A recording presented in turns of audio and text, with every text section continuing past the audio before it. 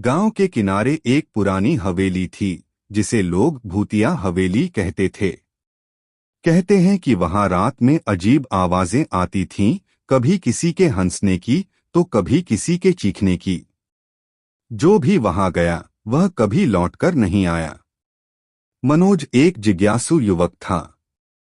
वह इन कहानियों पर विश्वास नहीं करता था। एक दिन उसने तय किया कि वह इस हवेली की सच्चाई पता लगाएगा। गांव के बुजुर्गों ने उसे मना किया, लेकिन वह नहीं माना। रात के ठीक 12 बजे वह टॉर्च और एक कैमरा लेकर हवेली में दाखिल हुआ। अंदर घना अंधेरा था, दीवारों पर मकड़ियों के जाले थे और हर कोने से अजीब सी सड़ांध आ रही थी। अचानक दरवाजा जोर से बंद हो गया। मनोज ने अपने टॉर्च की रोशनी चारों ओर घुमाई। तभी उसे दीवार पर एक साया दिखाई दिया, एक लंबी काली परछाई। अचानक ठंडी हवा चलने लगी और एक महिला की करुणामयी आवाज गूंज उठी, मुझे बचाओ। डर के मारे मनोज के हाथ पांव कांपने लगे। वह आवाज के पीछे पीछे एक कमरे तक पहुंचा।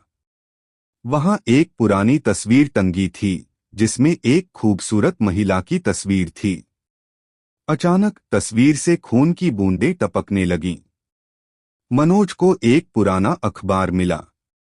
उसमें लिखा था कि कई साल पहले इस हवेली की मालकिन रजनी को उसके लालची पति ने मार दिया था और उसकी लाश हवेली में ही दफना दी थी।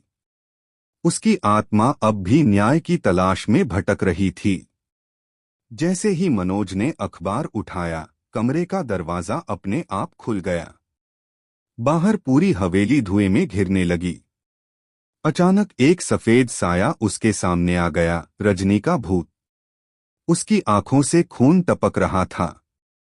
मनोज जोर से चिल्लाया और भागने की कोशिश की, लेकिन दरवाजा बंद हो गया। उसकी चीखें हवेली की दीवारों में गूंजने लगीं। और फिर सब कुछ शांत हो गया। अगले दिन गांव वालों ने हवेली में जाकर देखा, लेकिन मनोज का कोई नामो निशान नहीं था। बस उसकी टॉर्च या कैमरा जमीन पर पड़े थे। और कैमरे में आखिरी तस्वीर थी, एक काले साए की।